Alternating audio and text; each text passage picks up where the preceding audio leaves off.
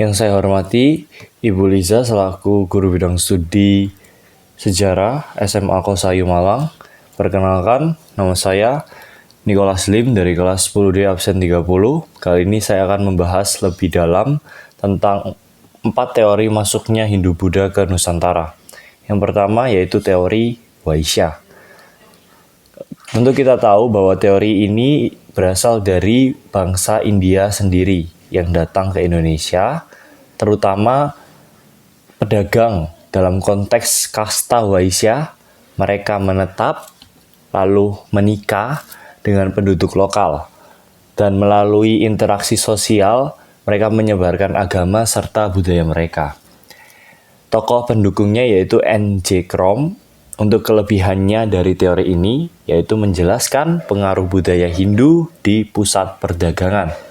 Yang kedua yaitu kekurangannya. Dia tidak menjelaskan penyebaran budaya Hindu di pedalaman yang terbukti dengan adanya kerajaan-kerajaan Hindu di pedalaman Pulau Jawa. Yang kedua, kita membahas tentang teori kesatria. Teori ini berisikan tentang para kesatria yang berasal dari India tentunya.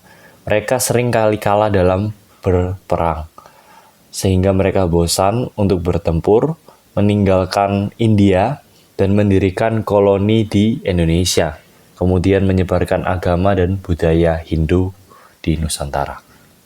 Untuk tokoh pendukungnya ada C.C. Birch, F.T.K. Bones, dan L.L. Muenz.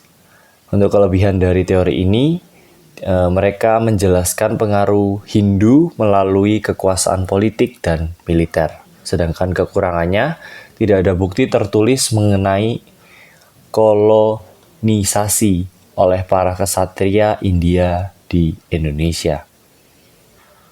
Untuk teori yang kedua yaitu teori Brahmana. Teori Brahmana ini berisikan dengan para Brahmana yang diundang oleh para pemimpin dari suku di Indonesia, tepatnya raja-raja dari Indonesia, untuk melegitimasi kekuasaan mereka sehingga setara dengan raja-raja di India.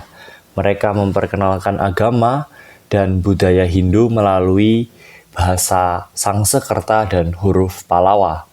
Tokoh pendukungnya ada J.C. Van Leur. Untuk kelebihannya, menjelaskan penggunaan bahasa Sangsekerta dan huruf Pallava pada prasasti Hindu di Nusantara. Sedangkan untuk kekurangannya, para Brahmana diyakini pantang menyeberangi lautan sehingga diragukan kebenarannya. Gimana mereka mau nyebarin agama kalau mereka pantang menyeberangi lautan? Untuk teori yang terakhir ada teori arus balik. Teori ini isinya tentang penyebaran agama dan budaya India dilakukan oleh bangsa Indonesia sendiri yang belajar di India dengan membawa pengetahuan itu kembali ke Indonesia. Jadi bangsa Indonesia ini diyakini mereka dalam teori ini tuh mereka mandiri, mereka ke Pulau India untuk belajar, kemudian mereka kembali lagi ke Indonesia untuk menyebarkan kepercayaan budaya dari apa yang mereka dapatkan di India. Untuk tokoh pendukungnya ada F.T.K. Bones dan G. Choedes. Untuk kelebihannya, menunjukkan inisiatif dan peran aktif bangsa Indonesia dalam penyebaran budaya Hindu-Buddha. Untuk kekurangannya, memerlukan lebih banyak bukti untuk memperkuat kebenaran dari teori ini. Berikut adalah 4 fun fact dari masing-masing teori. Yang pertama yaitu teori Vaishya. Teori Vaishya ini kita tahu bahwa kata Vaishya itu berasal dari Sangsekerta yang berarti pedagang atau pengusaha.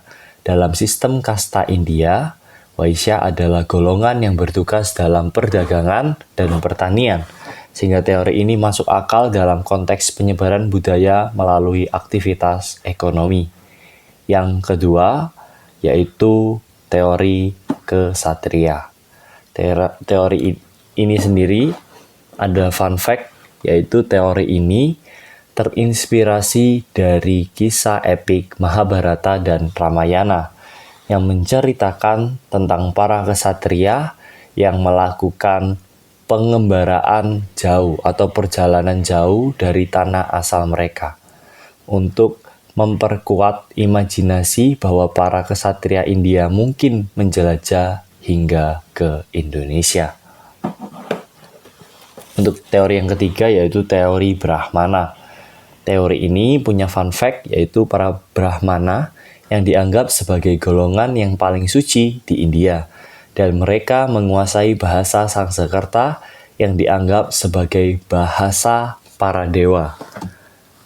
Menariknya, banyak prasasti kuno di Indonesia ditulis dalam bahasa Sanskerta, menunjukkan pengaruh kuat dari para Brahmana. Untuk teori yang terakhir, yaitu kita bahas tentang teori arus balik. Apa sih fun fact-nya? Fun fact-nya, teori ini menunjukkan bahwa bangsa Indonesia pada masa lalu sudah memiliki hubungan internasional yang kuat dengan India. Bahkan, kerajaan-kerajaan seperti Sriwijaya dikenal sebagai pusat pendidikan agama Buddha yang menarik banyak pelajar dari India dan Tiongkok, termasuk Yi Jing, seorang peziarah Buddha terkenal dari Tiongkok. Oke, kita sudah bahas 4 teori. Ada kesimpulan bahwa dari keempat teori ini, ada satu teori yang dianggap paling kuat, yaitu teori arus balik. Kenapa sih dianggap paling kuat? Karena ada peran aktif bangsa Indonesia dalam mempelajari dan membawa kembali pengetahuannya dari India. Kalau gitu apa buktinya? Buktinya ada hubungan diplomatik dari peran aktif masyarakat Indonesia, adanya hubungan diplomatik, pendidikan yang erat antara kerajaan Indonesia seperti Sriwijaya dan pusat pembelajaran di India. Kemudian ada catatan sejarahnya juga, yaitu catatan Yi Jing dalam prasasti Nalanda menyebutkan pelajar dari Sriwijaya belajar di India. Kemudian yang ketiga, ada bahasa dan tulisan prasasti di Indonesia menggunakan bahasa Sanskerta dan huruf Pallawa, menunjukkan penguasaan bahasa dari sumber aslinya di India. Yang keempat, ada bukti arkeologis. Arkeologis orang yang bertugas sebagai yang mencari tentang kebenaran sejarah itu sendiri, yaitu Candi Borobudur yang sangat ikonik dari Indonesia sendiri, dan Candi Prambanan yang menunjukkan adaptasi budaya India secara kreatif. Dari apa yang saya bahas, teori ini kuat karena didukung oleh bukti sejarah, prasasti, dan hubungan timbal balik yang menunjukkan keterlibatan secara aktif bangsa Indonesia dalam penyebaran budaya Hindu-Buddha. Baik, sekian yang dapat saya sampaikan. Apabila ada salah kata, mohon dimaafkan. Terima kasih dan tetap bersemangat.